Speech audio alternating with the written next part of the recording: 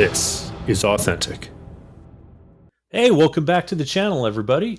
Scott Roger Chafian here with Sunshine Sinclair. Hi, Sunshine. Hey, Roger, how are you these days? I'm great. How are you doing?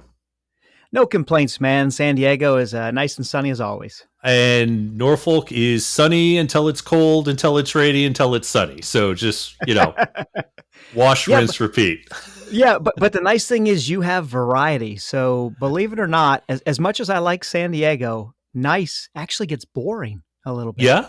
Yeah, Yeah. it really does. So No, I get that. Yeah, I enjoy when it rains here, believe it or not. No, I get that. Having grown up in San Francisco, our steady wasn't even quite as nice as San Diego. So I get it, though. Season's going to be cool. But Indeed. yeah, so we're here. That's sort of an impromptu and unplanned lead-in, I guess, on our part, because we're here today to talk about the Super Hornet or Rhino Block 3. And this is a design that's gone through several seasons of change in its design and its operation in the U.S. Navy. So, let's start at the beginning and hop in the Wayback Machine, because the Block 3 Super Hornet, of course, follows on the Super Hornet itself, which is sort of known as the Block 2 of the Legacy Hornet, sometimes known as Block 1. So, Sunshine, why don't you just take us back there and remind the listeners of what the Legacy Hornet was, what it was designed to do, what it did do, what it couldn't do, and then we'll talk about how we changed that for the Super Hornet. Yeah, thanks, Roger. So basically, think it back to the Legacy Hornet, and I'll keep this one brief so we can really dive into the details on the Super Hornet. But it was the F-16 loser. It was the lightweight fighter program loser, right? So its origin is, or we could say it's a derivative of the YF-17, which they called the Cobra, right? Mm-hmm. And so there was a competition. The Air Force had a lightweight fighter competition, and they basically, you do competitive sourcing where you send out a proposal and companies come back with their competitive prototypes, and then you evaluate and somebody wins. Well, the winner was the YF-16. The loser was the YF-17. And then the Navy said, because that was an Air Force competition, right? Mm-hmm. They said, well, why don't we take the Cobra? Let's see if we can kind of tweak it, make it carrier suited, if you will, and then use it. And we'll use it for both fighter missions as well as attack missions. So hence the F and the A for fighter and attack came out.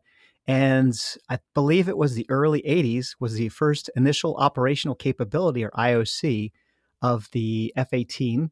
And that was actually with the Marine Corps first, and then the Navy got it shortly thereafter. Absolutely. The first blooded in combat in El Dorado Canyon, which I think in out years you'll hear more from us about. But 84, if memory serves. Yeah, there you go. Exactly right. So, and now what happens is we have lots. So think of it like a generation. So we have these different, let's take iPhones, for example, right? You have iPhone 7, 8, 9, or you can think of cellular networks. We have 3G, where G is generation, 4G, 5G, right, Roger? Yeah. So what we have, the analogous term, if you will, on the aircraft side is going to be blocks, which are big generational changes, or smaller increments. We'll call them lots, or LOT, lots, right? Right. So the Legacy F-18 started with, as you can imagine, lot 1 and went up to lot 20. Okay. And that would be the F-18A, the B, the C, right? And then the D also, where the B and D are the family models, right? Where you got a backseater. Yeah. So. Yeah. Sports models and the family models, right? Exactly. Yeah. So now come lot 21, that's where they shifted over. So they changed the tooling in the factory at Boeing there, which was previously McDonnell Douglas, and they came out with the Super Hornet. So the first instance of a Block 1, we'll call it Super Hornet, was lot 20, or lot 21, lot 21. Okay. So and that, so I was just going to say, so through those lots, we saw incremental improvement. Right, that's what that meant. Is time went by, they saw things they needed to do. Maybe analogy there would be, you take your Toyota Camry, right? Like sort of average car. They redesign every 4 or 5 years, but we know that the 21 is going to be subtly different from the 22, from the 23, so on and so forth. But it's not a major redesign. Exactly right. They're a little incremental, just like you said, changes. So the Block 21 Super Hornet IOC'd, right, initial operational capability or introduction of the fleet back in September of 2001. And then the Block 1 spanned lots 21 through 25. and they stopped producing them in 2005. Okay. And so with the IOC back in September of 01, they were first delivered to VFA 115, and VFA 115 took them into combat. So right away. Yeah. Yeah, right away. So basically IOC'd, and then off they went to the desert to do some good work. Yeah. Now, the Lot 21 was unique in that it was, and remember, there's some engineering models. There's kind of prototypes, we call them, right, or LRIP birds. So that would be low rate production, LRP, LRIP birds. And some of those LRIP birds then were actually used in the fleet initially, and they were slightly different. They didn't have a battery gauge. So Lot 21 didn't have a battery gauge, and then 22 through 25 did. So that was one of the bigger differences. Okay. So as a pilot, what's that mean for you? Because driving my car, okay, most cars don't even have a battery gauge now. I like my older vehicles where I could see with the charges. Is that the same sort of thing, or is that something different? No, it's very similar. It's what I'll usually do is when I was flying block 2s and above, you turn on the battery switch and you just check to make sure there's enough juice basically to get the auxiliary power unit or the little jet engine, get that fired up so that it starts up the big jet engines. Nice. Okay. So yeah, not really very consequential, but it can be also useful for electrical troubleshooting, if you will. Sure. Having a battery not consequential right until it is.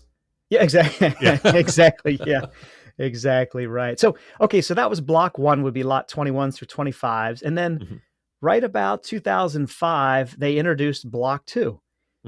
And so block 2 is going to span lots 26 through 42.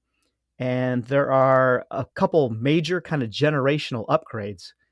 So we'll start with the radar. So they went from the APG 65, and then they went to the APG 73, and then eventually the APG 79.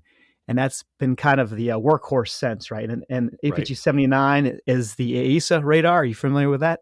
I am. Let's describe it for the listener, though. That's active electronically scanned array.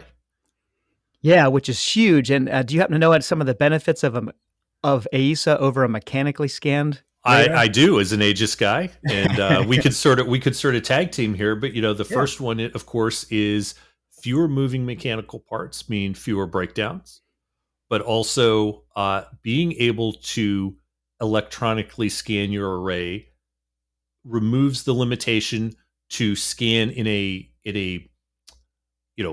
physical pattern, if you will. So I know it's a little different in a fighter jet because you're looking at a cone ahead, but what we always looked at on the ship was, on an Aegis ship, you had the SPS 49, which would rotate around the ship.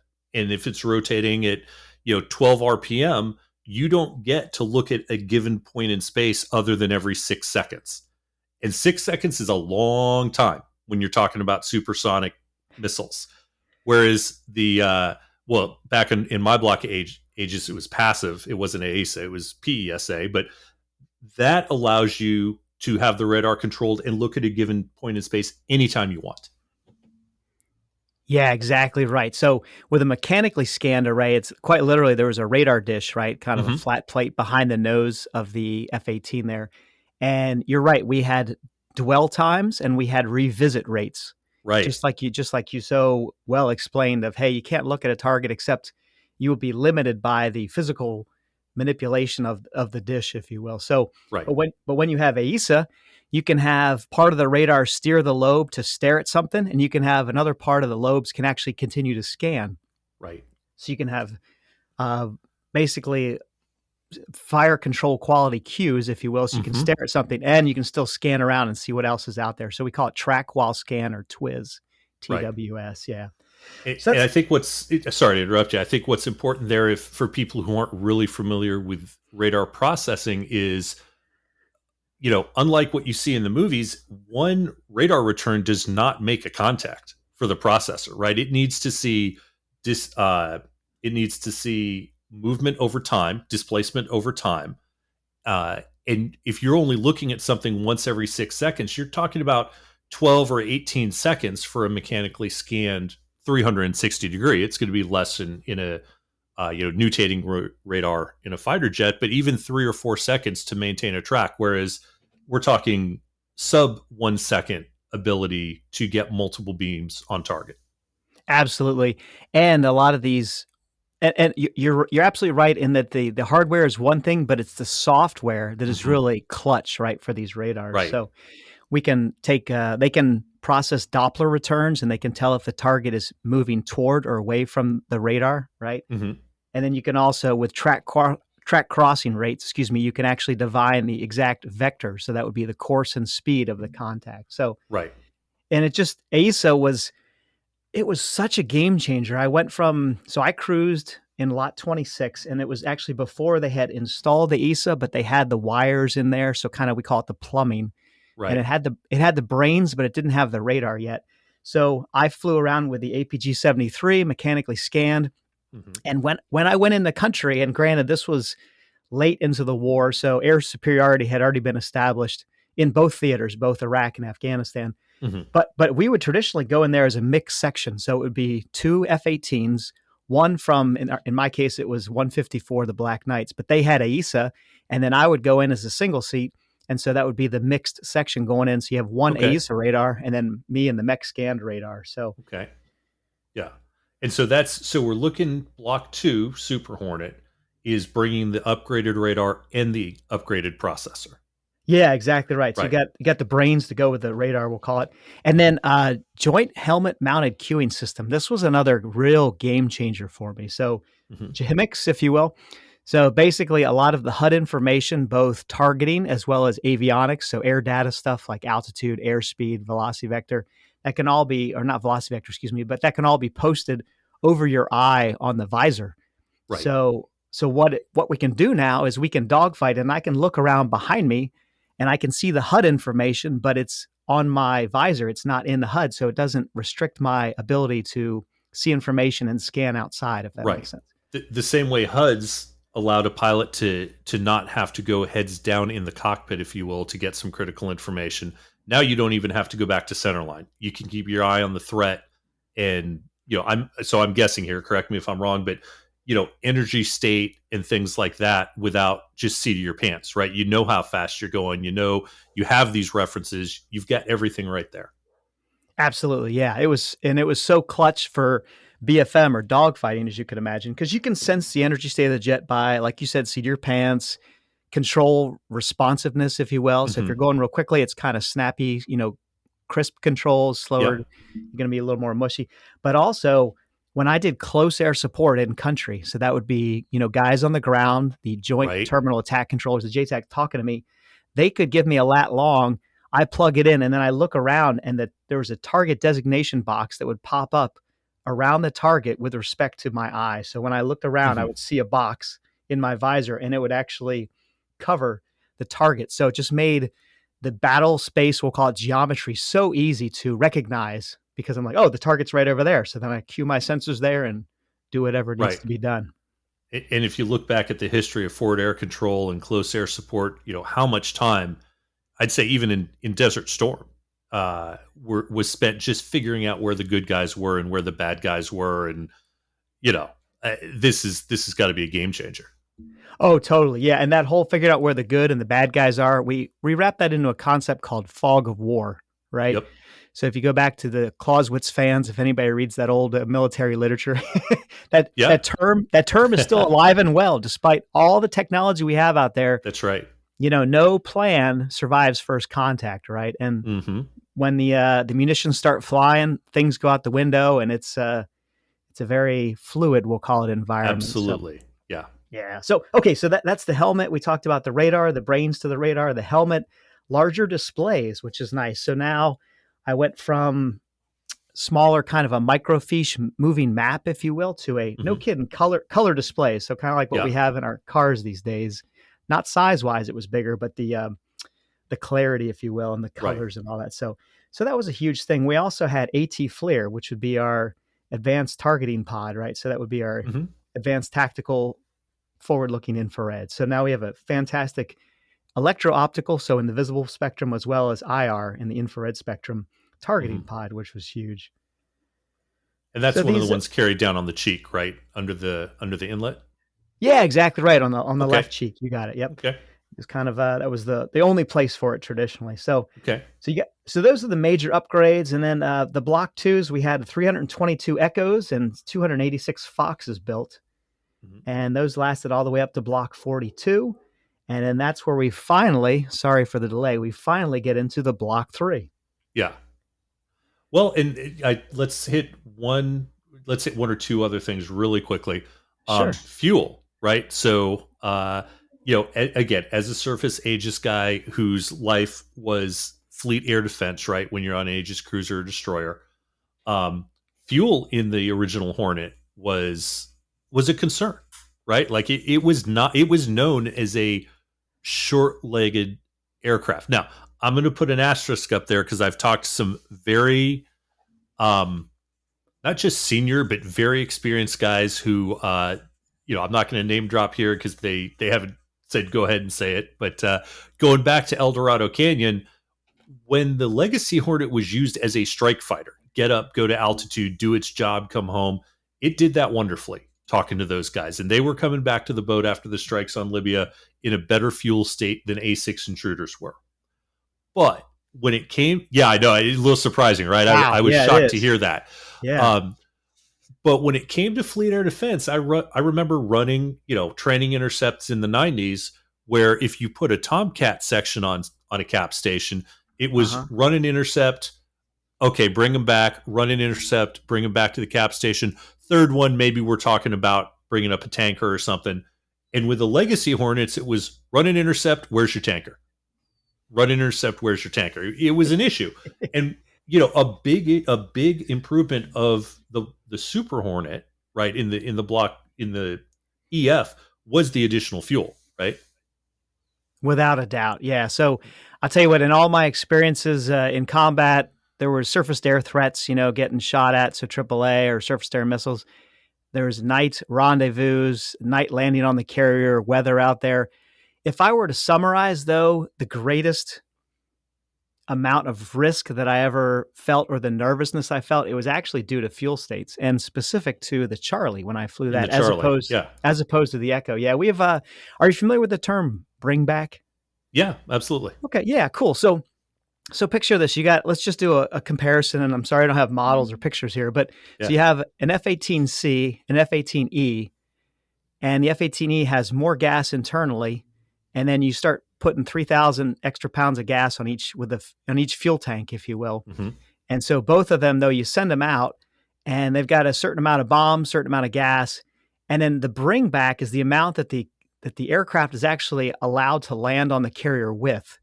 Right. So you can imagine for safety restrictions. Yeah. Yeah, exactly right. For safety restrictions, and you don't want to permanently damage the plane. Mm-hmm. So the bring back in the Super Hornet was much more than the Charlie. And when you think about coming back, you're going to bring back a combination of probably ordnance and fuel. So if I go out with a whole bunch of bombs and I don't use any of them, well, I'm not going to jettison them behind the carrier. We usually want to hold on to them. So what happens is I'm sacrificing fuel to come aboard.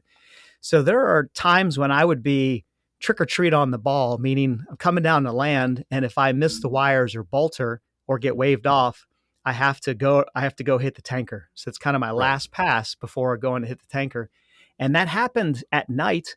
I would say often that I'd be trick or treat on the ball in the Charlie, but it hardly ever happened in the Rhino because I would check in, even if I didn't expend any ordnance on my flight out there, I would still have, I'm going to say just roughly 9,000 pounds of gas, but so much gas that I would have maybe 2 or 3 looks behind the boat before I had to go to the tanker. So the stress factor for even just getting back to the ship was so much less. Yeah.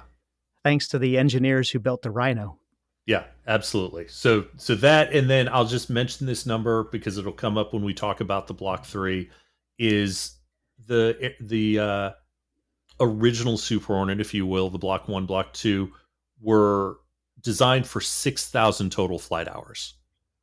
And we know that was an issue because I think even with the Legacy Hornets, there was a time when thank goodness it's the Department of the Navy, right? So we have the Navy and the Marine Corps in there. And for my Marine friends, yes, the Marine Corps, the men's department. But they were swapping. Yeah, they were swapping F-18's Legacy Hornets between Navy and Marine Corps squadrons at one point because the strain of the carrier landings on the Navy birds was eating up those airframe hours. So they brought in the Marine ones because not every Marine squadron deploys on a carrier, and they have the nice long runway where you can flare and not essentially crash in a controlled manner. Exactly right. You can land Air Force style, right? Right, exactly. So we'll come back to that in a little bit. So that was great, and it's probably worth mentioning. It was really a quantum change from the Legacy Hornet to the Super Hornet. As I mentioned, from the Fleet Air Defense perspective, and that Legacy Hornet was designed to replace really the A4. Sort of when they were talking about doing this, was out of service by the time they done. Definitely the A7, some roles of the F4, but the big dog F14 was big kid on the playground when this thing came in, and it was seen as an addition, right? The fighter and attack aircraft, not the primary fighter for the Navy.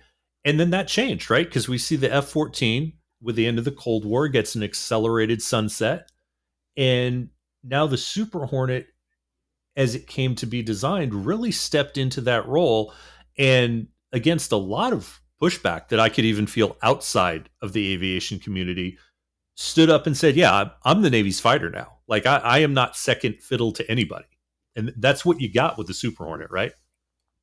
Absolutely. So the way I understand the Hornet, it was, it replaced the fighters you had mentioned, and it complemented the F-14, as you also had alluded to earlier.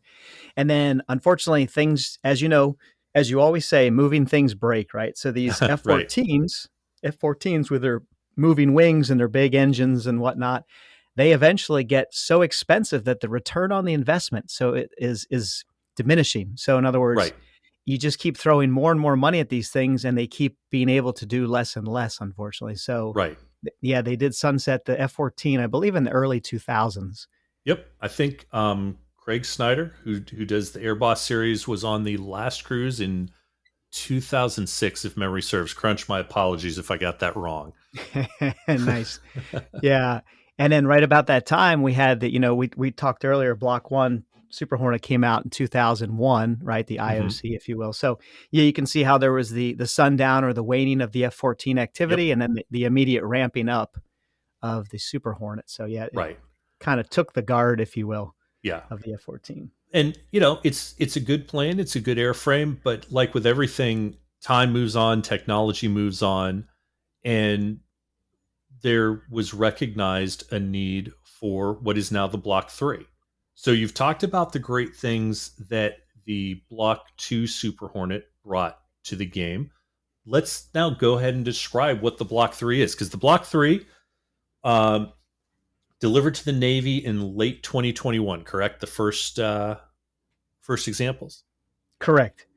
Okay. Yeah, you got it. And then so the Block 3, though, I'm going to have at least, I have almost 10 highlights. So folks at home, go ahead and settle back into that chair, pull up, get a beverage, get a drink, get a beverage. Exactly right. And we'll settle in. So once again, I almost apologize here. I'm going to give you some test pilot answers, if you will. Right. So all good. Ask what time it is, and I tell you how to build a watch. But circling back, though, you brought up a great point of service life. So just imagine anything. Let's say you buy a car, right? And you go buy a $100,000 car, but it only lasts 2 years. So where's the return on the investment, right? So, well, now picture purchasing a $65 million plus aircraft, and it only lasts, I don't know, 10 years or something like that, right? So they definitely wanted to enhance or extend the service life. And you had mentioned earlier, they went from 6,000, which would be the lot 1 all the way through 42, right? And they extended it from 6,000 flight hours up to 10,000 flight hours, right? Right.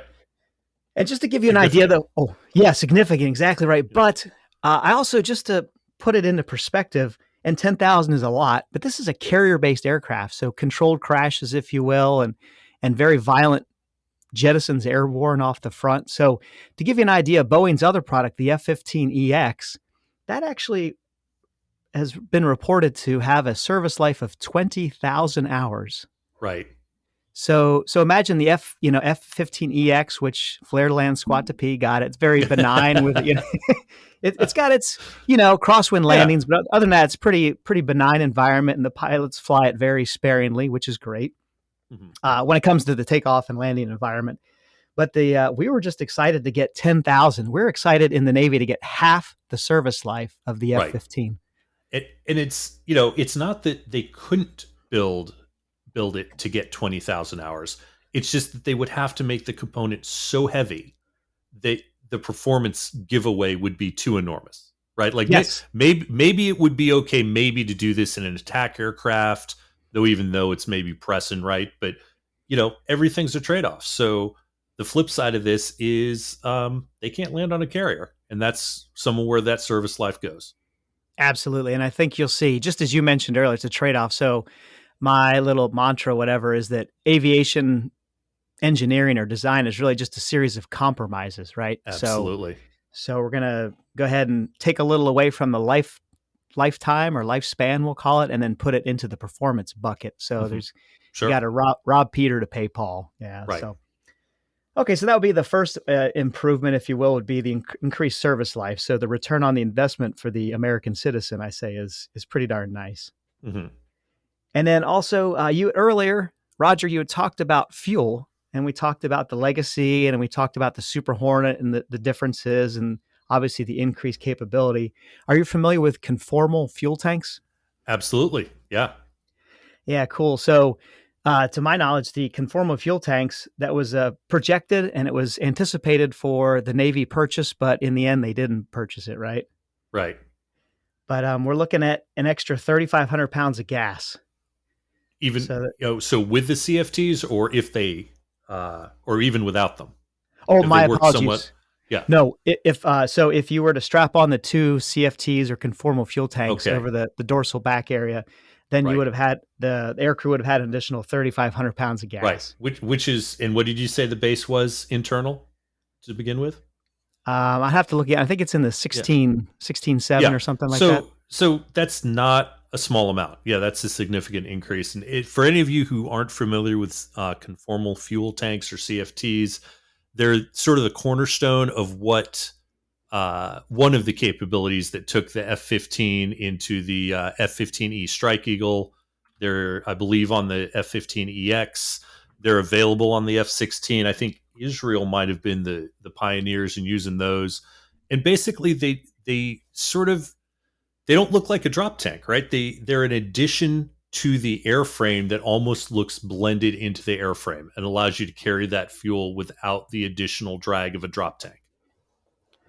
Correct. Absolutely. So the nice thing is they would free up hard points for ordnance, right? So they're not hanging under the wing.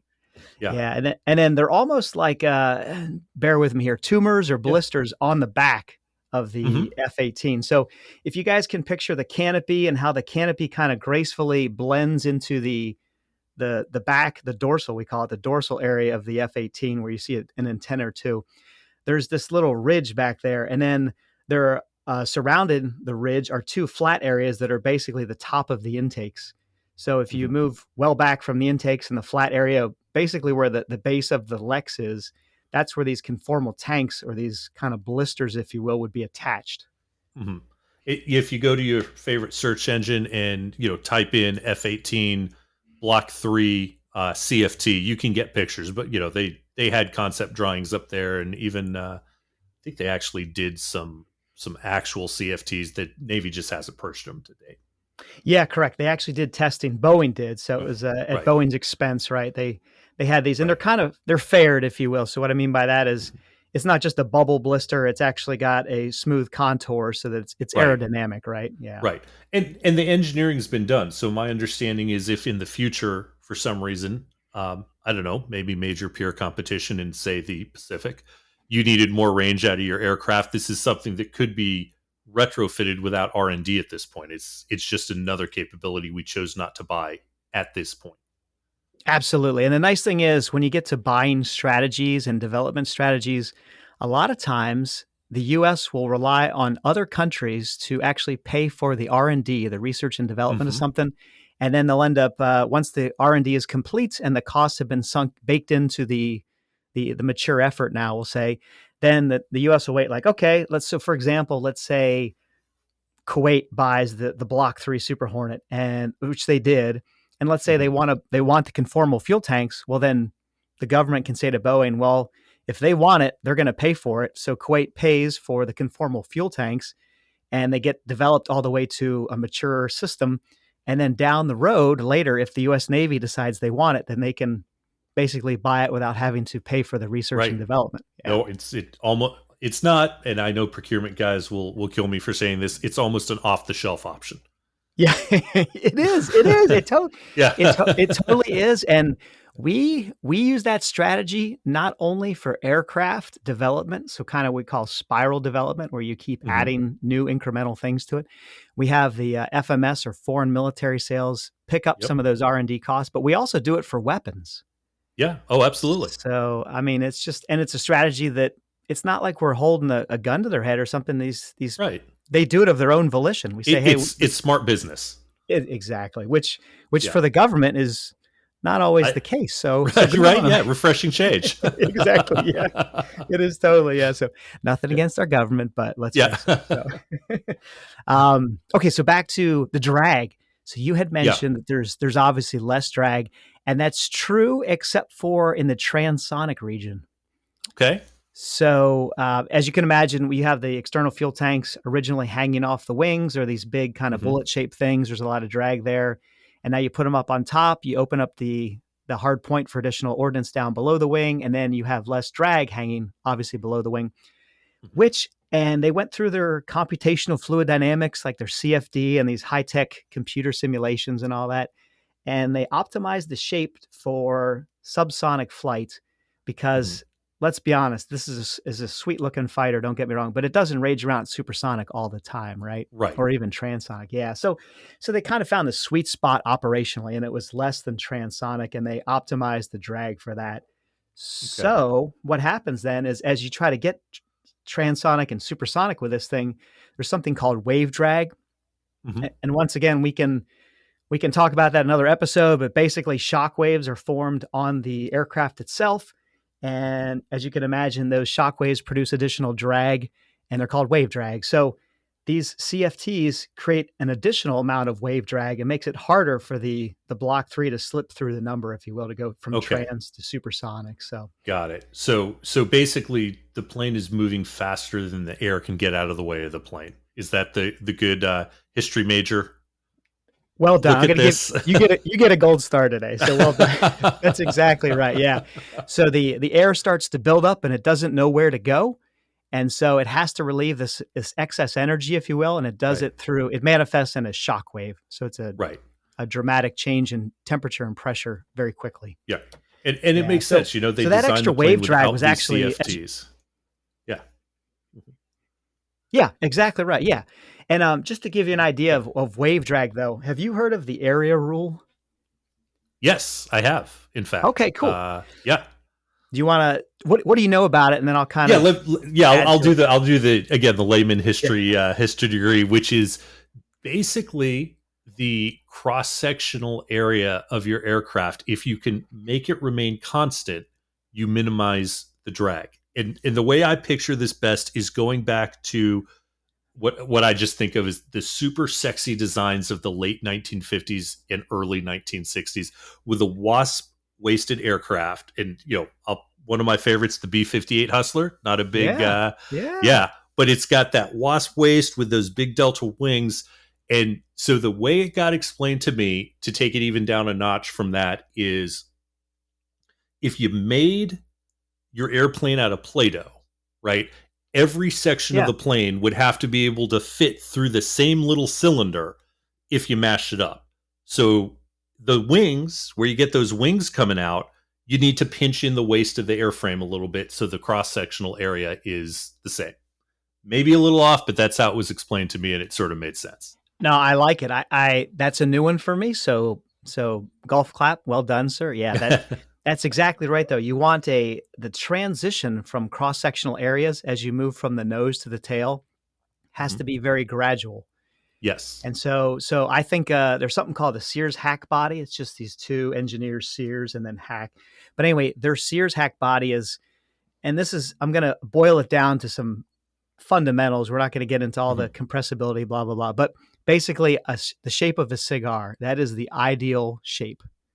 Okay. to minimize wave drag, specifically in the transonic region. So imagine the cigar is twisted at both ends, right? So it's kind of a flat football shape, if you will. Right. And there's a very gradual transition, but it's continuous transition of cross-sectional area, from the nose to the tail. So it goes small at the nose, gets a little bit bigger all the way to the middle, and then it slowly decreases back to a point right at the tail. Right. So that's ideally what you want. And I thought your Hustler was a great example. Another good one would be, for me, it was always the T-38 and the F5. Yeah. Do you remember those birds? Yeah. So yeah. Absolutely. If the listeners Google that, look at a plan form or like a God's eye view of the plane, you'll see wasting or kind of necking of the middle. And that's because if you take that Sears hack cigar body out of Play-Doh, to use your example, which is awesome, I think, and squeeze some of that material from the thick middle and make it into wings.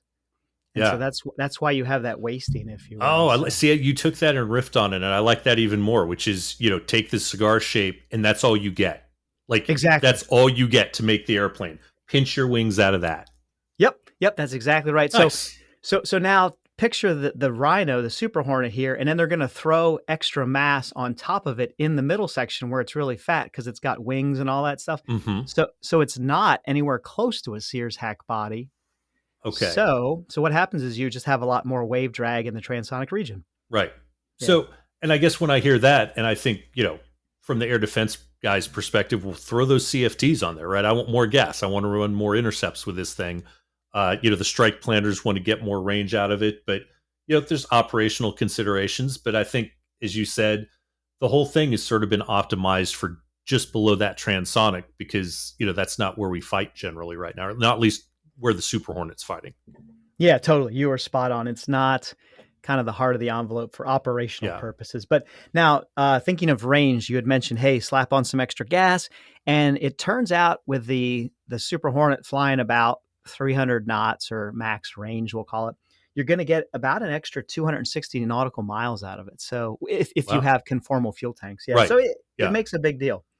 Yeah, I know. So again, coming from the surface guy, because if we're being honest, even as a proud surface warfare officer, aviation is the striking arm of our Navy at sea, right? Yes. Another 260 miles range to get weapons on the bad guy before he can shoot something at the carrier, which is I'm out there to defend against, and the fighters are out there to defend against, and so on and so forth. Yeah, that is very significant. That is an immensely significant increase in defense. 100%. So it's the kid with the longest stick, right, is going to win the fight. Exactly. That's right. Yeah, I'm totally with you. So we talked about fuel. Let's see. You've got your list, so let's go down to what's next on your list. Yeah, sure thing. So this one's just a quickie, and that is the radar cross section. So specifically the frontal radar cross section. So we call that the wetted area, and we could talk aerodynamics later, but basically the front portions that are introduced to the air first as it's flying. So from a front aspect, the radar cross section has been significantly reduced. And I'm going to say it's a quick section here because at that point we're going to go classified, so I can't talk about it. we can't say why, we can't say how. I will say this because a lot of reports you'll read, well, it's still not a stealth fighter. No, it's not. No.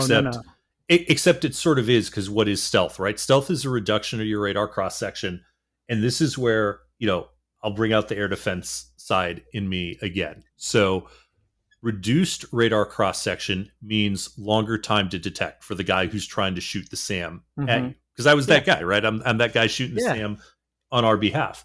Totally. Well, the longer it takes me to detect, and not just detect, but get a fire control solution on you and your inbound aircraft, the closer you are to me when I shoot. And that does a couple different things. I have fewer bites at the apple, if you will, which means I'm probably going to shoot 2 missiles at you instead of one, seeing what happens and shoot a second one, which means you're going to make me expend my missiles twice as quickly.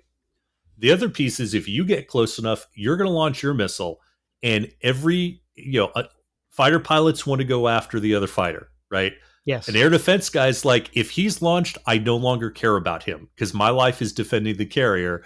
I'm going to take out that arrow, not the archer. So if that reduced radar cross section buys you even that little bit of time that you get weapon separation, then I don't care about you anymore. Right? You are no longer the threat I'm shooting at. I'm shooting at your inbound missile, and you live to fight another day. Yes. Yes. Well, eloquently put. That's exactly right. Broken clock's right twice a day, so I'll take it.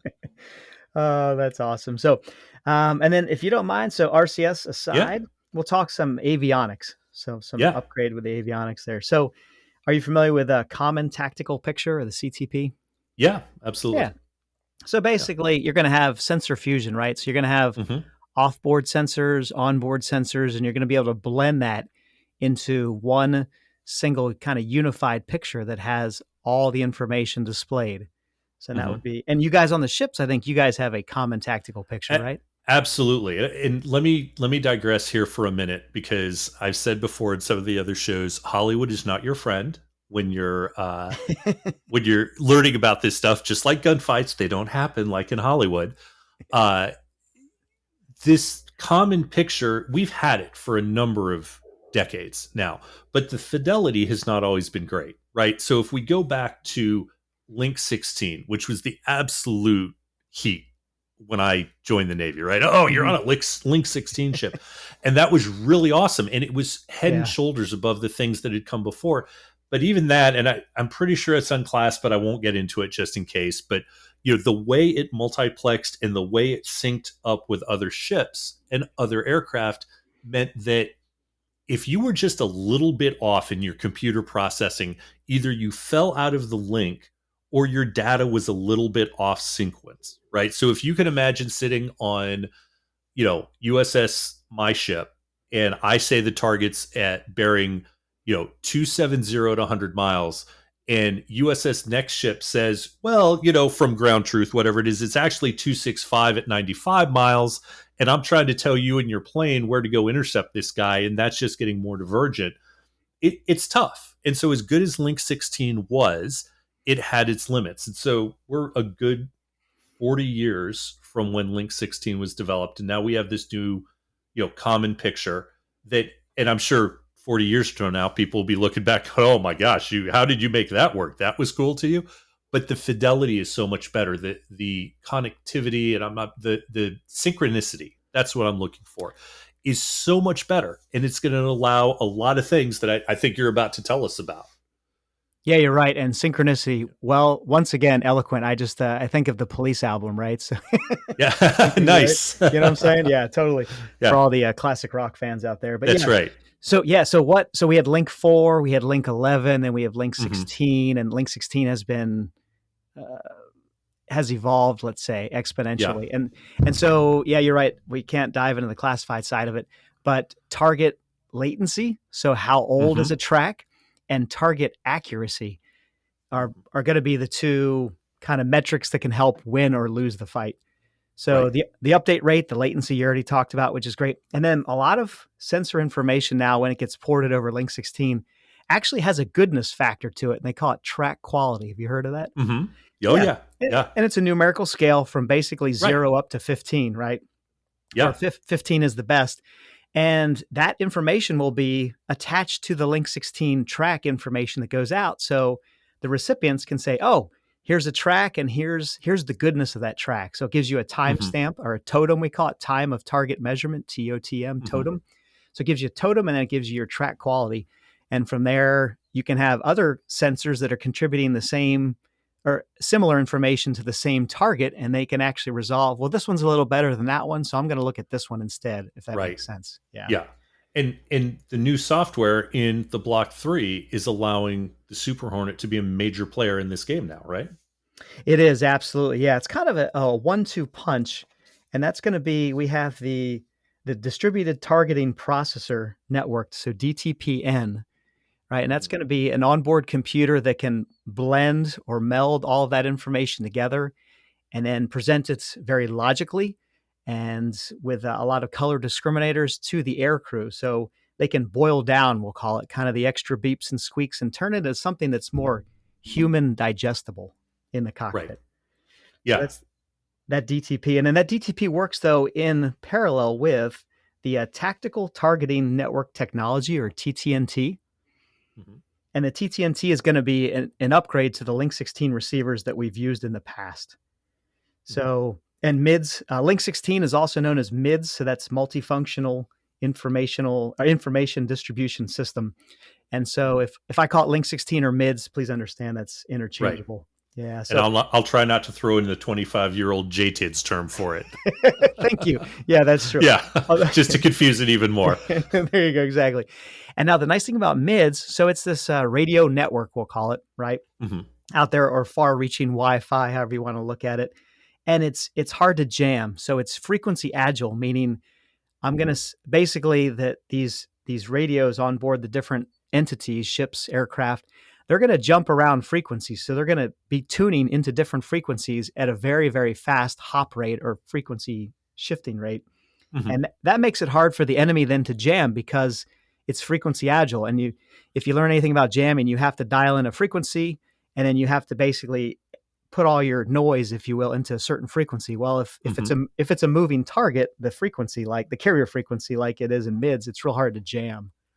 Right. So yeah, an enemy jammer, essentially, be it human or software controlled, is going to say, I hear them transmitting on this frequency. Well, by the time, even though we're talking milliseconds at this point, by the time that system has said, he's on this frequency, let me jam that frequency, the bit of knowledge we transmitted on that frequency has been passed and we've jumped to another frequency. So they're always playing a game of catch up. That's what frequency agility does for us. It does it for comms. It does it for radar. It just keeps you ahead of the enemy jammer. Exactly right. And the frequency of hopping is somewhere on the order of milliseconds. You know what I'm saying? So it is so quick and that it changes. Right. Yeah. So because it's got these very small slices of time, then you could imagine time is going to be very important for the entire network, right? Mm-hmm. So the entire network has to be referencing the same time. So you got basically, they call it a TDMA for time division multiple access. Yeah. So you're going to assign specific slices of time to each unit. Say, hey, okay, F-18 number 1, you can transmit at these times, F-18 number 2 at these times, and so on and so forth. Mm-hmm. And that was, Scott, we used to use that technology back in cell phones. Do you remember back in the day? Yeah. TDMA. Yeah. And then we switched over to... Absolutely. Yeah, and then we switched over to CDMA, or code division multiple access, right? Right. So, and then code, and we don't have code division multiple access, but what that does by the Link 16 fighters, though, is that, what TDMA buys the Link 16 fighters is this frequency agility, but there's a certain number of time slots, and once you've reached capacity, you're you're saturated the network, right? So that can be an issue sometimes. And that's getting a little bit far afield, but I think it might bring it back around here when people start talking about, and they generally talk about the F-35 this way as being a quarterback in the sky, but really where we're going with this is the Block 3 is going to fulfill a really similar function. So, what we would do in a battle group, I guess they're strike groups now. I'm showing how old I am, right? But a carrier strike group. Yeah. If you were operating in close proximity to another strike group, or if you started getting a lot of assets, you might have to try and work on 2 networks for exactly the reasons you were just describing. There weren't enough time slots to share all this information.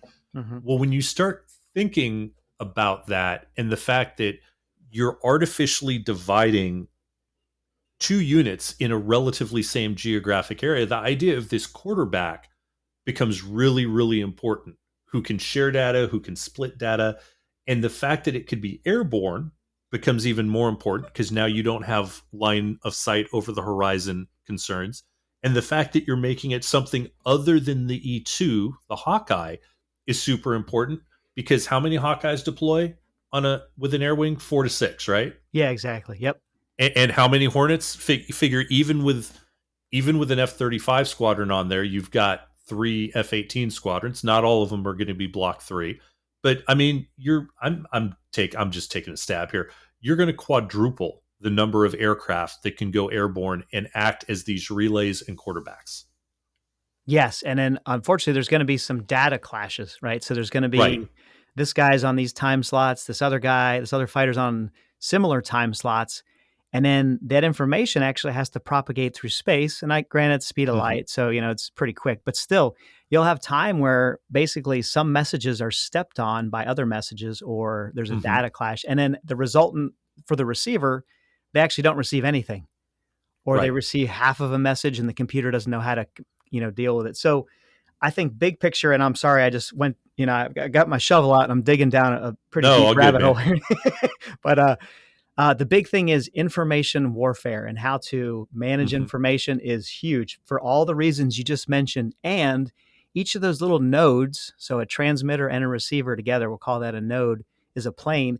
And the planes are moving around fast. They're changing altitude. So they're basically this kind of cloud, we'll call it, of these little dots moving all around. And then each antenna on the jet has a specific radiation pattern. They're not always isotropic. They don't always radiate the same in all directions, right?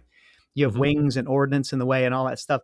So it becomes a really, if you're familiar with the term link budget, so it becomes a really difficult problem, not only just the straight up math of, transmitting information via RF, but also the geometry of it, of high, low, and now a tank's in the way, or maybe the Dash 2's wing is in the way of something and all that. So it's I honestly think it's how wars will be won and lost via information. Yeah, absolutely. And the two things that come back to me when you start talking about the antennas, and I think I don't remember who I was talking with that I mentioned this with. It might have been Paco, and talking about the F-35 is, if you go back to Vietnam and the big raids over Hanoi, in was that rolling? No, I'm blanking right now. But anyway, the 1972 raids where we finally unleashed the B-52s. The first several raids, the Air Force insisted the B-52s fly formation and come off target in a very specific formation, which caused the airplane to bank. Well, unfortunately, the jammers that were protecting the B-52s from the North Vietnamese SA-2s were in the bottom of the fuselage. So as you bank away, now they're not pointed down at the SA-2s anymore, and this is when you're getting a lot of the SA-2 shots. Dude, you were spot on. I'm thinking, are you thinking about Operation Linebacker? Linebacker. That's it. Yeah. Thank you. Yeah. And then the other, just real quick, the other one, and any F-14 guys out there can correct me, but this is just what the F-14 guys in our air wing were telling us. So there's always this constructive conflict between the Aegis guys and the fighter guys, right? Because we're like, okay, at a certain point, y'all need to just trust me. My missile's not going to hit you if you're squawking mode 4, right? The encrypted IFF that says you're a good guy. Yeah. And they're like, yeah, that's great, but no, I'm too close. I don't want any missiles flying through the air. And you get into this debate and you're like, no, trust me, this is going to work because we try to hear. And I had an F-14 Rio tell me one time, you realize my IFF transponder is blocked by my tail fins through X amount of arc. So if I'm yanking and banking, you're not seeing me as a friendly. And that put it in an all new perspective for me for, how difficult this is. Yeah, I'm with you. Yeah, the IFF is huge, and once again, the fog of war, right? So, right. Okay, just bring us back to because where we're really going here is with all of our side stories here, all the way back to Vietnam, talking about a Block 3 F-18. Leave it to me, right? And just point of order here. Notice that the Vietnam era stories are from Scott, not from Sunshine. This is a valid point. Well, I'm not that old. I've read about them. I wasn't there, but bringing it back, the Block 3 isn't perfect. We haven't. And I don't mean any disrespect to the designers or the plane, but it's just technology's not there yet. We still have all these things to overcome. But getting back to the point at hand, the processing speed on the aircraft, right? The onboard buses and so on and so forth are allowing so much more than the Block 2 was capable of, which lets it be much more of a player in this environment. Yeah, and I've heard the new advanced mission computers, if you will, as well as the DTPN it's got about 17 times more processing power than the Block 2, if you will, mission computers. And so, but what comes along with that, some aircraft trade-offs, right, is if there's more throughput, you need more power, and it probably puts off more heat. So there's thermal design considerations, as well as electrical load considerations. The generators have to be so big, and what if you only have one generator? The F-18 has 2 generators.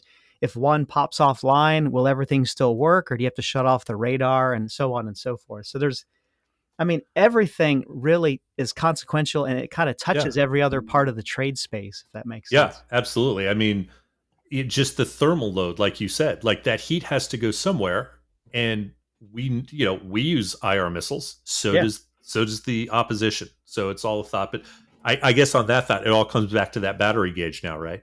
Yeah, it does. It's all about the battery gauge. It's all about the battery gauge. Boiling it down to brass tacks. So that's right. But okay, so coming back out of that rabbit hole, if you don't mind. So we talked. Our apologies to the listeners if you're still with us. If you didn't jump ahead 2 minutes or something. So we talked about TTNT. We talked about the DTPN, if you will, so the processing as well as the transmitting capability. Mm-hmm. They also have a new radio in there. So COM1 is a Gen 5 radio, and we can talk about that later if you like. But what I would like to anchor on for a little bit is the cockpit glass. Excuse me, the glass cockpit, the avionics. Yeah, right? Absolutely. So what we have is now something called the LAD, for large area display. And if our listeners were to Google or look at a picture of the Block 1 or Block 2 cockpit, and I'm just going to speak specifically to the front cockpit, you'll see that you basically have 4 big displays and then a heads-up display above it, right? So 4 screens, if you will. Well, so the left and the right displays, the DDIs, digital display indicators, right? And then below it was the MPCD, for multi-purpose color displays. And that's your moving map. And it's generally between your legs for the front seater, but then the stick would actually get in the way. So, and we could talk about human factors and how cockpits are designed to optimize certain alerts, if you will, for the aircrew or stimuli. But anyway, point being is I had trouble with my design height, basically, and I'm not a really short kid. I'm not a really tall kid. I'm kind of just the average build. But the stick would actually get in the way, the relaxed stick position would get in the way of me seeing the entire MPCD or moving map. Right. So it's a little annoying. You have to lean forward a little bit, and there's certain times in the cockpit. If you're on a 6 to 8 hour mission over Iraq, you have to lean forward and lean over and shift your butt cheeks and all. There's this whole thing, right? We could spend hours on that. But point being is they took those 4 displays of which I spoke earlier. So that would be the 2 DDIs left and right, the MPCD down between your legs, and then the UFCD, which is going to be your up front control display, the touchscreen. And they blended them into one giant area. Right. So one kind of giant touchscreen, if you will. And it's a 10 inches high by 19 inches wide. So it's pretty darn big. Yeah. And it's not just one display though, right? It's completely configurable to a number of displays. It is. Yeah. Traditionally. So what'll happen is, imagine this, once again, this 19 by 10. So kind of a rectangle lane on its side, if you will. So they took the 2 DDIs, which are traditionally 5 inches by 5, and they put those in the upper left and the upper right-hand corners. And then in the back, in Block 2, there's an 8 by 10, so 8 inch by 10 inch display. They've now brought that forward into the front cockpit, and they moved it above the stick. So what happens is you have this giant moving map, and now we call it the situational awareness display, or SA format. That's right in the middle. It's this giant 8 by 10 window. And then you got the 2 DDIs, if you will. And then the lower left can be manipulated or changed, as well as the lower right. So one of those corners is going to be a scratch pad that was once the UFCD. And then the other side will be the EFD. So that would be the engine and fuel display. So big picture, you have this giant display that's touchscreen. And then we said it's 18 by 10, right? And basically it's a rectangle on its side, but it's elevated above the flight stick. So the visibility is it's impressive. Yeah. And, we're talking about all this information that's coming into the pilot now, and you got to display it. You got to process it in the human brain more quickly. You have to perceive it better. But then also, since you can configure this any way you want, I read a quote from, I believe it's an F-18 pilot who was looking at this and saying, I'm left-handed. So of course, you still have to sort of fly as a righty, right? Because the throttles are on the left. But this let that pilot put their displays where they were more comfortable to manipulate them with their left hand. As opposed to me as a righty, I might want something like a scratch pad over on my right side. Yeah, exactly right. For these earlier iterations, we'll call it, of the software, so that for you guys out there in the know, that's probably it's going to be H16 and H18. But for the earlier development, the scratch pad you can move to the lower. It can be the upper left, lower. You can basically move it around the four corners. So if you're a lefty, you got it. You can put it on the left, and then the EFD is going to be on the opposite side. So your engine fuel display of wherever Mm-hmm. your UFCD is. So you can swap that around. And then the 8x10 window though is pretty static. But Okay. then you're right. But then you manipulate around where you put the scratch pad, and that's Right. pilot preference, if you will. So Yeah. yeah. So And then just having that large display, because like we said, you're having to process a lot of stuff, and getting a greater fidelity display just helps you win the fight, right? Because it's knowledge, it's vision, it's seeing the enemy, and any more seeing the enemy is not never, right? It's we're mhm. always going to have BFM, we're always going to have dogfights, no matter how well it's planned out. But visual range fighting is not sort of the standard norm anymore. You got to use these sensors and process that information to win. Totally. Once again, it's the kid with the longest stick, right, is going to win the fight. Right. So Who can see what to do with his longest stick. actually, yeah. So he's got to have good eyesight, Yeah. or good binocs anyway, Right. and then swing out there, go swinging. Yeah. So Right. yeah, with this, so if you don't mind talking about stimuli in the Yeah. cockpit, so Yeah. trust me, and I flew Lot 8. I think that was the earliest one that I ever flew, a Lot 8, and then I flew all the way up to late Lot 35 or so. So all in between had kind of a smattering.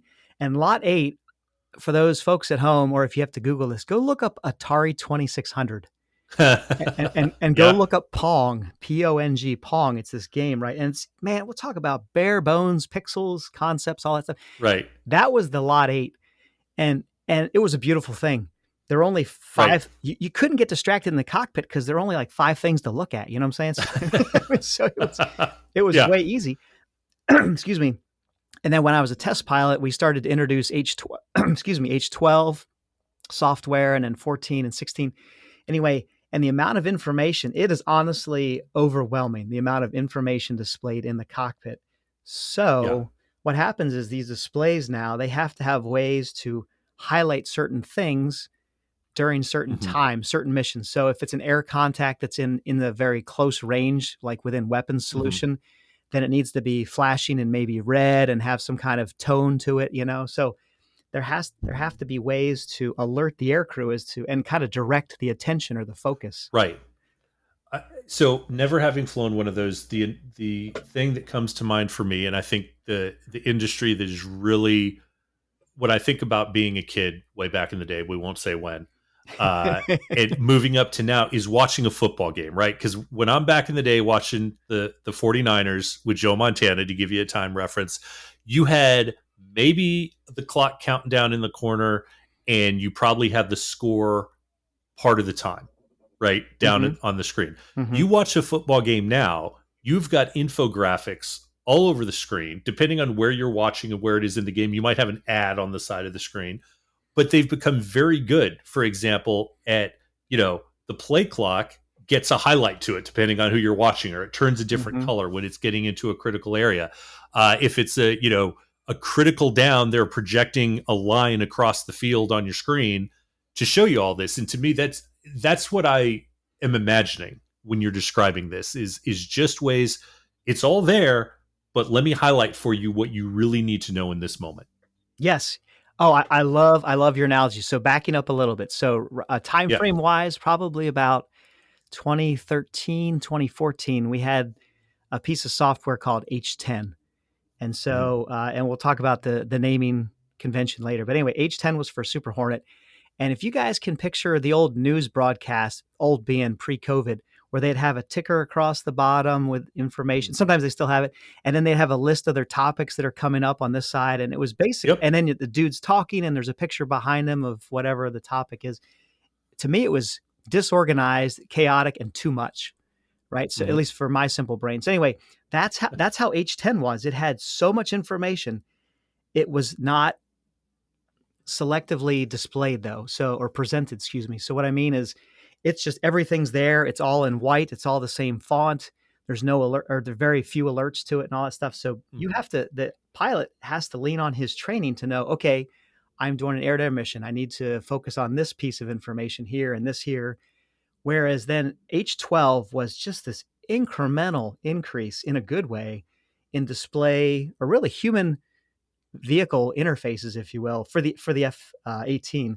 That's when they introduced color discriminators. So bad things that are going to shoot you are red. Things that are kind of iffy and may hurt you soon, a potential threat, would be yellow. We got white. We have green.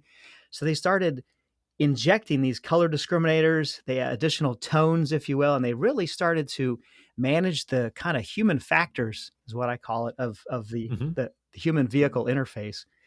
And so you're absolutely right. So nowadays, let's take that old newscast with too much information, it's too busy and very distracting, to the football broadcast of which you spoke with. They got the scrimmage line highlighted and then applicable color discriminators in a timely fashion. And it's a lot of information, but it's presented very elegantly, and it helps you to digest pertinent information real time. Does that make sense? Right.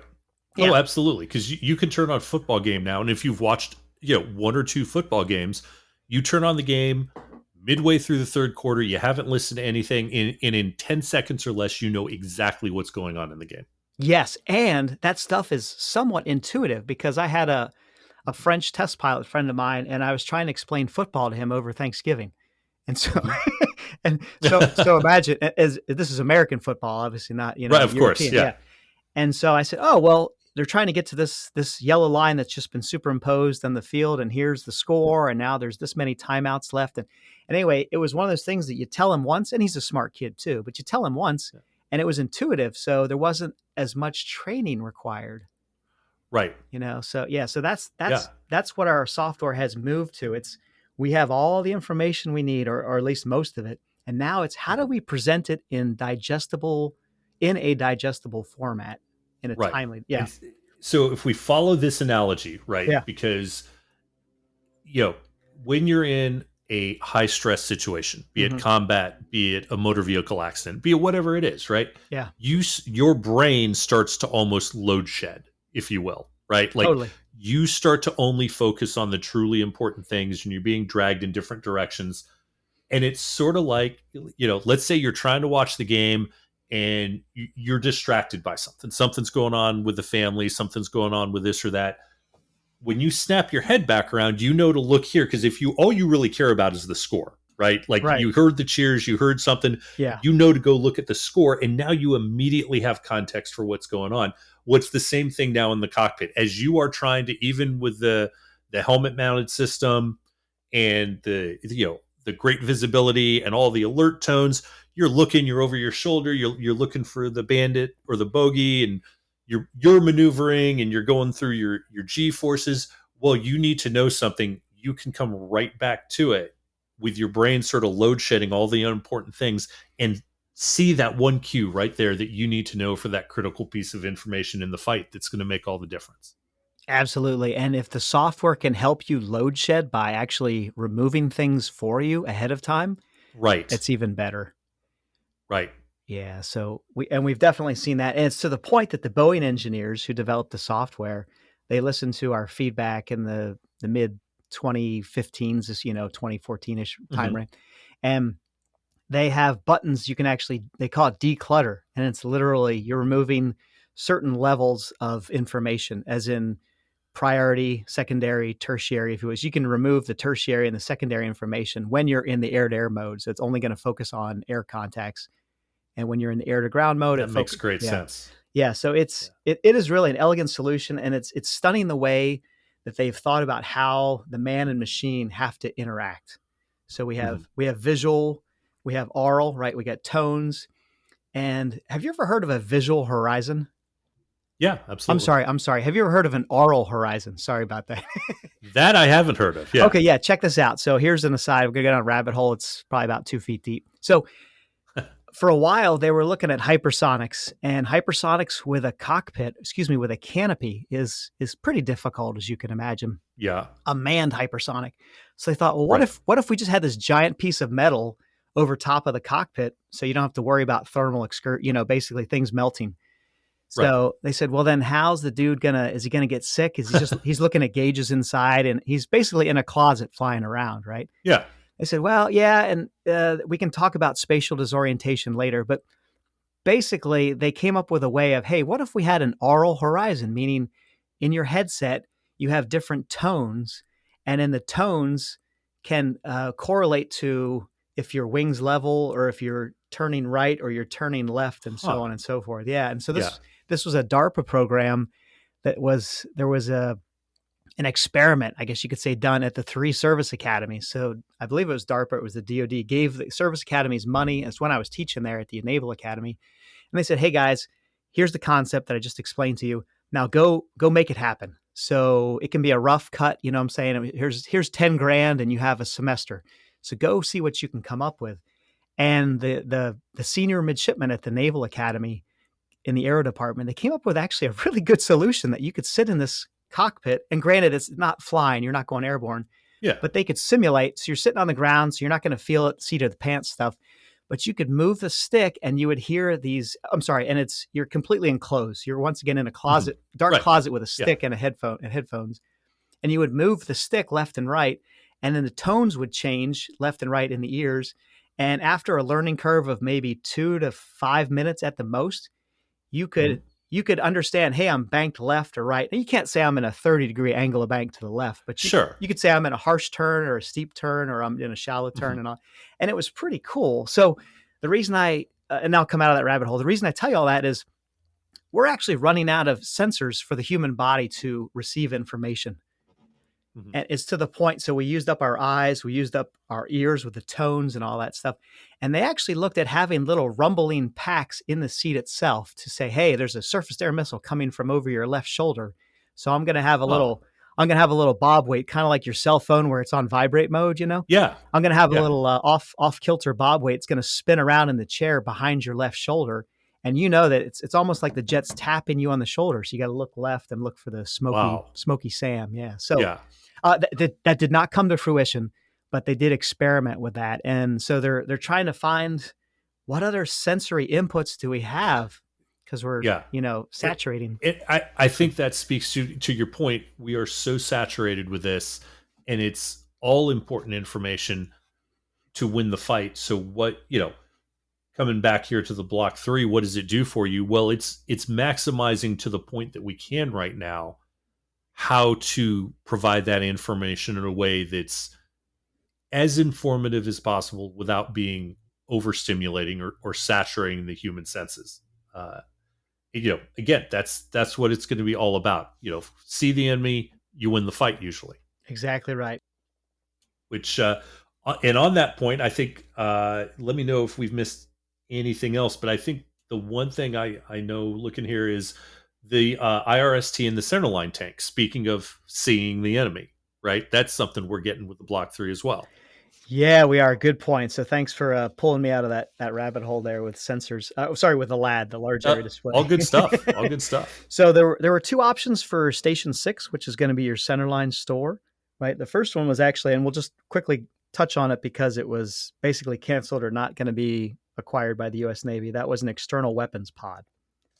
Mm-hmm. So going along, we talked earlier about having that frontal RCS section pretty darn low. And so what had happened is, believe it or not, when the Rhino comes out of the factory, there's a certain spec or specification it has to have with so many decibels of radar return, right? It has to be pretty low, as you could imagine.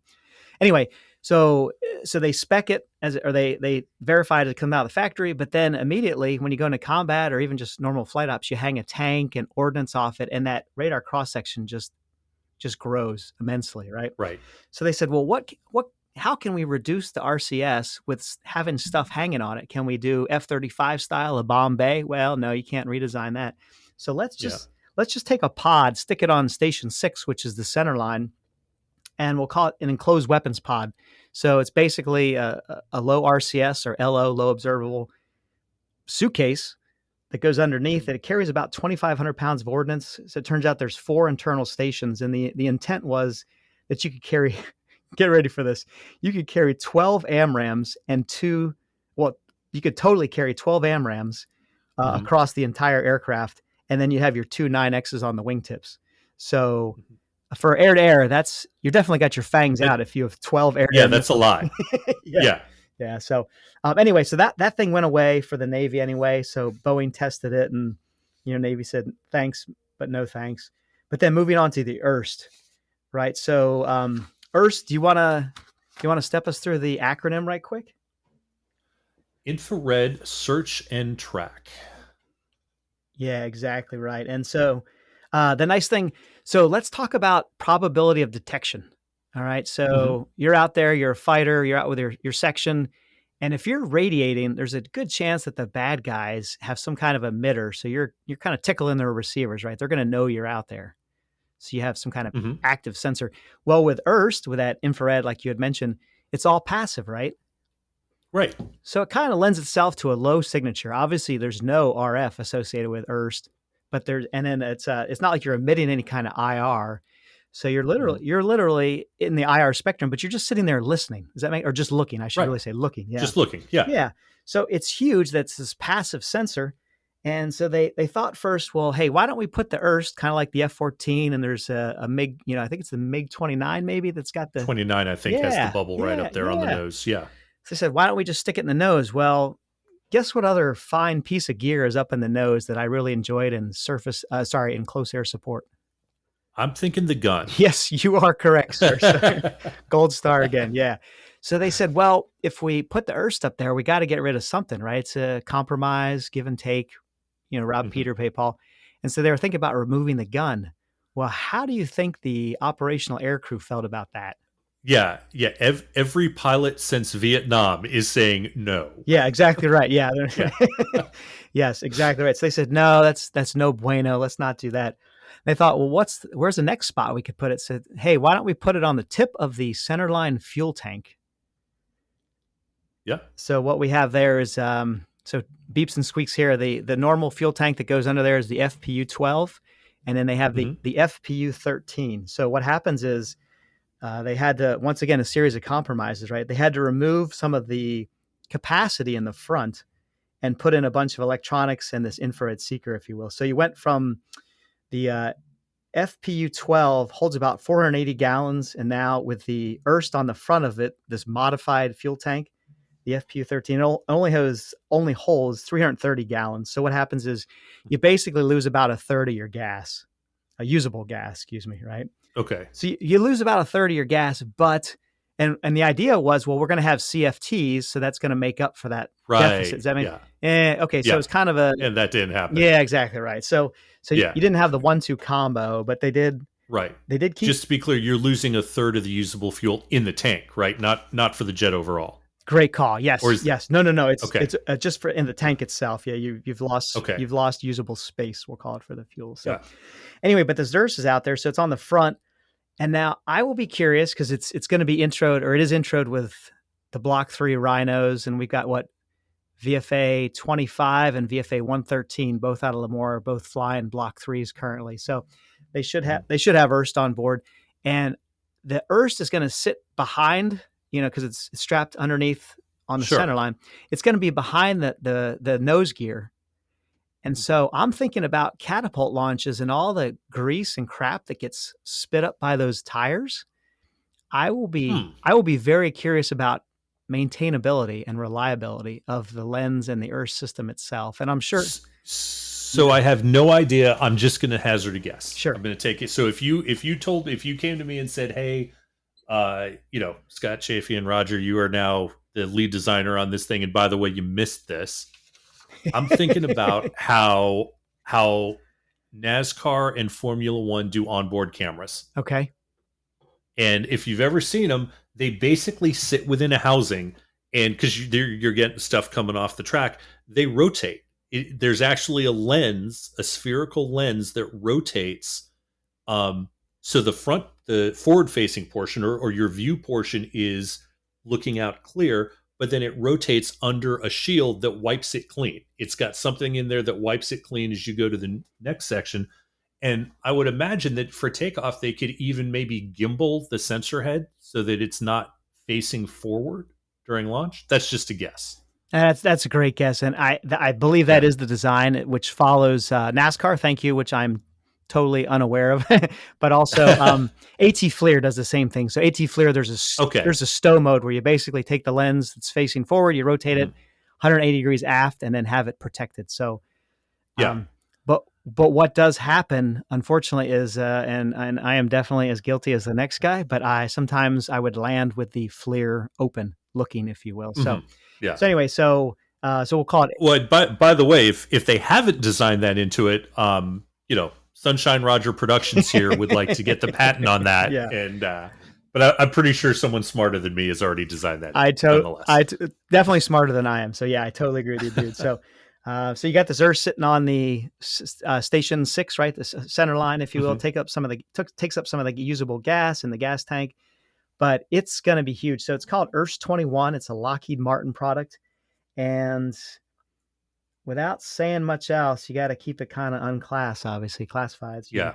But all I want to say with passive sensors, if you have a bunch of them out there, you can basically triangulate solutions, if that makes sense. Yeah. So yeah, I can take this on Sure. a open source level with a different sort of sensor, Perfect. right? So ASW, anti-submarine warfare, when you're out there with two ships, you're just listening, right? Or a ship in an aircraft that has a dipping sonar Mm-hmm. or is using sonobuoys. As soon as you have two assets separated by any meaningful distance, you get two bearing lines to the same target. And when you plot those on a chart, they cross. And now you've got range to a target just by a passive sensor, which is not always easy to do. Now, I think there's a lot that can be done if you can image what it is and you know what size it is, and you can use perspective and all that, which you don't do in ASW. But just having more than one sensor out there allows you to triangulate uh, exactly where your target is. Yeah, exactly right. And if you're dealing with a 3D scenario, then ideally you Yeah, throw a third guy in there, and you can really localize, we'll really, say. Yeah. right, nail down where he is. And then so I guess if anyone's watched any of the various movies about any special operations in the past 20 years, right, Mm-hmm. Zero Dark 30, any of the SEAL team shows like that, you know it's the difference between someone walking into a room with a white light flashlight, right, Mm-hmm. which is it. I know we're totally sort of different theories, but active radar is walking in with a white light flashlight, right? You're broadcasting something, but everyone else can see it. Yeah. Yeah. Okay. Whereas when you come in on IR, and there are IR pointers and there's IR flashlights and everything else, you're not when you're just using nods, night observation, scopes, you're not projecting anything. You're just taking in the picture of what's going on, and it's almost an unfair fight. And that's exactly what you're looking for up here. Is there is no queuing for the enemy, that you not only see him, but with some of these systems in IR could even generate a fire control solution. Yeah, which is huge. And imagine the complexity of, you have a moving target, you have 2 to 3 moving sources, right? And they're not only moving, but they're maneuvering. And Right. you've got these crazy long ranges. So even if you're off by, sorry about this, but if you're off by an arc second, or basically a sliver of a degree from Hmm. the source, from the target, excuse me, then that's actually miles. So you don't want to throw a That's missile right. that's like 6 miles off target, if you want, hope it gets there. Right. So, Exactly. Yeah. so they have to go through all this signal processing. I mean, things like Kalman filters comes to mind and all that. And Hmm. we can deal with that later. But basically, Yeah. the high-tech wizardry that's required to have 3 Earths using DTP and TTNT, it's not impossible, but man, I just totally respect the dudes that came up with that, mechanically, the engineering, as well as Yeah. tactically. Yeah. So So yeah, I mean, I think it's you know not very well heralded is what a big deal I think that could end up being, especially in a increasingly crowded electromagnetic spectrum, right? Because all that stuff that we're bouncing around when we were talking about link, mhm.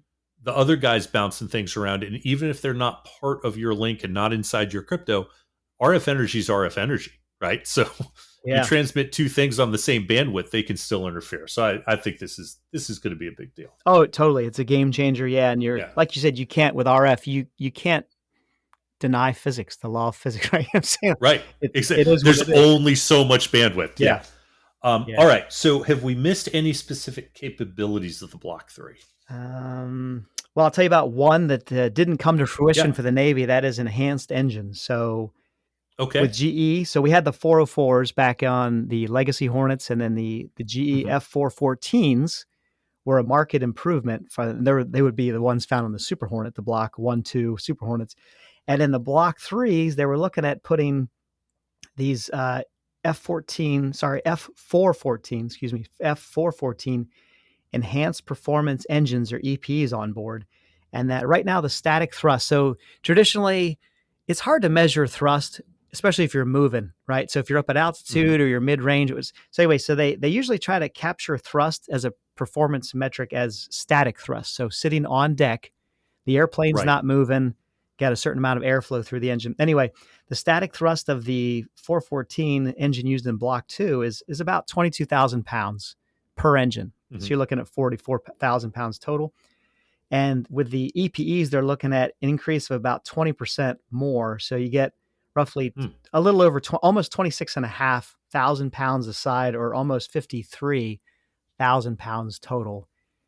Yeah. And the max takeoff weight, I think, if memory serves, is 52.5. So not that you're, but basically if you were to have these new engines and you're putting out 53,000 pounds of thrust onto a almost 53,000 pound jet, you're going to get some, I'll call it hella good takeoff performance, right? Yeah. Right. So, I mean, you're 1-to-1 there. Yeah. Yeah. So, and I've got enough thrust from my engines was said by no fighter pilot ever. Right? Yeah. Yeah. Man, thrust is options, and options are always good. So yeah, totally. That's right. Yeah. All right. So that's the Block 3, right? In a nutshell, or let me know if we missed something. No, I think we got it all. Okay.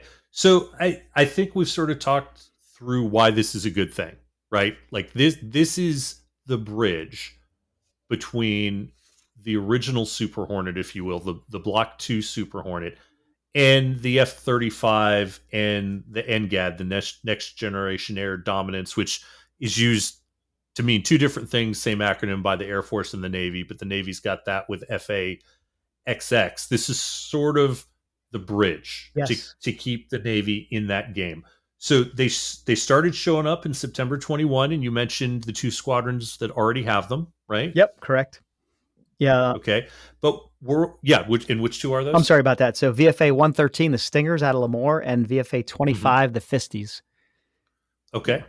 And so, but we're only buying 78 as of right now, right? Yeah, 78, and they put kind of a moratorium on the Rhino, right? Or Rhino production. Right.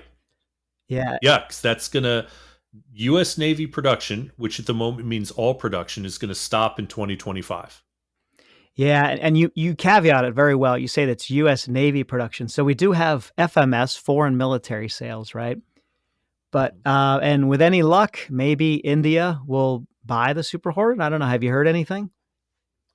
I've heard they're talking about it, but I think, did we talk about it earlier? Maybe we should talk about it. I know a guy who actually demonstrated the Super Hornet to the Indian Navy. Do you know anything about that? Oh, so actually, I am not him, but I know a guy too. So okay, So rewind. So in the Wayback Machine, as you say, go back to 2006. We're doing some decent work in Iraq, and so we're on a carrier in the Persian Gulf, providing close air support to Iraq, and the State Department, no kidding, retasks us. So we anchors away, pull up the anchor, if you will, and then we head over to India. And we pull close to Chennai, India. So I dare you to look up some images of Google Maps, but also just look at images of this working port city called Chennai. Anyway, the State Department had us stop our wartime activity, go over there to showboat the F-8, the Super Hornet, to the Indian government. And that was back in 2006. And here we are. I think we're in 2023, and 2023. Yeah. So it's definitely a political slow roll, we'll call it. Right. So yeah, it'll be interesting because let's talk about a couple things there, and I'm looking at our time and want to be respectful of our listeners. But that total buy is 78. That's 3 squadrons worth. ish. Yeah. Well, so I usually think of we call it a PAA, principal aircraft authorized PAA, but about 10 to 12 per squadron. Okay. So, and then they're going to retrofit some of the Block 2s. So, and we didn't Okay. even go into that, but basically the holes in the airframe, like where the actual devices go, right, are going to stay the same between Block 2 and 3, and they're just adding new Okay. avionics. So you run into something called form, fit, and function. So it's Right. got to have the same shape as the old stuff when you stick it into the hole or the cavity, Mm-hmm. and then it has to have the same fit because we're gonna vibrate the snot out of this stuff. It's gonna bang off and on the carrier. It's Right. gonna get wet, So form, fit, and then function, obviously. So that hopefully that's self-explanatory. It needs to work and Yeah. very very tactical for the Yeah. air crew. So yeah. So within the realms of what we can talk about, and within the variances that is the U.S. government military budgeting process, are we looking at the whole Super Hornet fleet being retrofitted to Block 3, or a portion of it, or what's the plan? I would say a portion of it. I think there's going to be some by attrition stuff. So some of these aircraft are going to get stricken, meaning they've reached their Sure. 6,000 hour limit. There's no way to extend them. And believe it or not, we have some programs to extend the life of the current Hornets. And it happens so often. There's an acronym, right? So it's a Service Life Extension Program, or SLEP, Yep. SLEP. The SLEP. Yeah. So Mm-hmm. so we're looking at SLEPing some of them, and that would be kind of putting the Band-Aids in the tinfoil wrapping on the 78 Corvettes, we'll call it, and try to Right. eke them out a little bit longer. But I'm going to say that some of these guys are going to just die on the vine. They're going to run out of carrier traps and all that, and they're going to be put on Yeah. sticks in museums, if that makes, Yeah. or at the front. Okay. Yeah. So not. So more than 78 new, some conversions, but we're looking at a healthy number of the Super Hornet fleet being these Block 3s and being able to be quarterbacks of the sky, along with the F-35 brethren. Absolutely. And the weapons employment when it comes to interoperability. So what I mean by that is how many different weapons can the Super Hornet employ versus how many different weapons can the F-35 employ?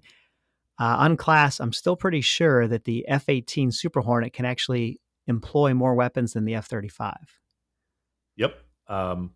I think you're right. We'll leave it at that, just to be safe and sure. So, with production looking like it will cease in 2025, I think we're looking at the ultimate evolution of the Super Hornet, which is a little weird, right? Because I sort of measured my time in the Navy and looking at different things by, when I came in, there were guys who would talk wistfully about operating with the F4 Phantom, or a Knox class frigate or something. And I'm like, boy, those guys are old. And now I'm like talking to people about, well, I remember sprue cans and F-14s, and they're like, boy, are you old? And but now we're looking at, it's hard to believe, but it's not here, but we're looking at the end of the life of the Super Hornet, which is a little bit strange. I agree, and I would be very interested to see. So let's fast forward instead of way back machine, way forward machine. Looking at, let's come to, I don't know, let's say 2045. And what happens to these guys? If you're familiar with the F4, once it was done flying operationally, at least in the US, they made a bunch of them drones. So QR4s, QF4s, sorry, QF4. So for targets, and then there's obviously, we have the technology nowadays to be able to use drones for more than just targets. So I would be curious if we don't have some kind of version of an unmanned Hornet. So take an old Hornet airframe and make it a drone for many different purposes, both in the test world as a target, as well as operationally. It could be a distraction, right? It could be a distraction or a ruse. Like, hey, let's bring these unmanned Hornets from one side, and we actually schwack them from the other side. Yeah. So, or even, I mean, we can go all the way back to World War II and using old airframes, packing them full of explosives, and we were not hugely successful with it. The Germans were not hugely successful with it, but who knows what's possible out there, right? Yeah, I'm with you. And the Germans, I think of the V1, right? The buzz bomb and the V2 and all that. Well, there was the V1, but they also did these things called Mistals, was the German term. And if you can, they would have a bomber, like a Junkers 88, filled with explosives, with a fighter piggybacked on top. And the idea was the fighter pilot would fly this to near the target and sort of push it into a glide that he thought would hit the target. So who knows? I mean, this is the idea has been out there, but it's never really been made to work successfully. Yeah. So, wow. Okay. Thanks. I always learn something new. I'll say that. I'll throw one more. We tried it with old B-17s. Okay. Remote controlled B-17s. And if memory serves, and there'll always be a listener who will correct me, and we appreciate that. Yeah, totally. JFK's older brother was killed in that program, trying to make in the name of his, I'm blanking on it right now. We had a code name for it, but it was using B-17s packed full of explosives. I think they wanted to use them against the U-boat pens in France. And I think the idea was the pilots would get them close and then bail out. And something happened, and JFK's older brother was killed doing that. Oh, if I remember right. Yeah, I think that was Operation Aphrodite. Does that sound right? There you go, Aphrodite. Yeah. That was it. So, yeah. and I got a shout out to Dr. Google on that one. That was not me. So there you go. Nice. Okay, so we've talked about that, and we've looked at it stopping. This is the ultimate evolution. I will say, hey, I'll throw it out there. If India buys the Super Hornet, maybe 10 or 12 years from now, we see the F-18EX, right? Because that's exactly how we got the F-15EX, is because someone kept it going. But unless that happens, we're looking at the F-18, sort of looking at the sunset coming, right? It's not high noon anymore, but it's not sundown, but it's coming. And I think this is a good way for the F-18 to see its golden years, right? It's not going out with a whimper. It's going out with a bang because it's being modernized. It can fly just as well as anything else out there, and the electronics are bringing it into, pretty near 5th gen capability for information sharing. Yeah, I'm with you. I would almost call this thing, the F-18, that is a venerable steed. You know what I'm saying? So like it's still a workhorse, and then we're kind of reinvigorating it with adding some new beeps and squeaks to it. But yep. And I'll tell you what, there's nothing like passage of time, and the way I see that is my kids growing up, and also the number of airplanes and ships that have been decommissioned since I've flown them. Yeah. We won't get off on that. I'm looking at the congressional roster that says my first ship is being decommed next year. And like a tear rolls down my eye. But But anyway, all right. Well, that's F-18 Block 3. Sunshine, I've appreciated you being here as always. Great conversation. Yeah, it was a lot of fun. Always is. And listeners, I hope we didn't take you down too many rabbit holes there, but I think we're just going to have to face it. When it's me and Sunshine, we're probably going to go off topic at some point. You might as well grab a beer and maybe that fast forward 30-second button if you like. We're not offended. It's all good. No, I definitely have some thick skin. But you know what I would appreciate is our listeners, if they find errors, please do highlight them and send them to our email, the company email, if you will. Or if you have other questions, I think this might, and we probably already have a venue for that. Absolutely. Right? Yes. Please, anything to support@authenticmedia.io. We welcome all questions, critique, corrections, as Sunshine said, because we just want to get it right. And we will be the first to admit we're human. We don't always get it right, but we will make it right if we didn't in the first place. Amen. All right. Sunshine, you want the last word this time? Well, Roger, I just say let's get out of here. Let's get out of here. All right, sounds good. We will talk to everyone next time.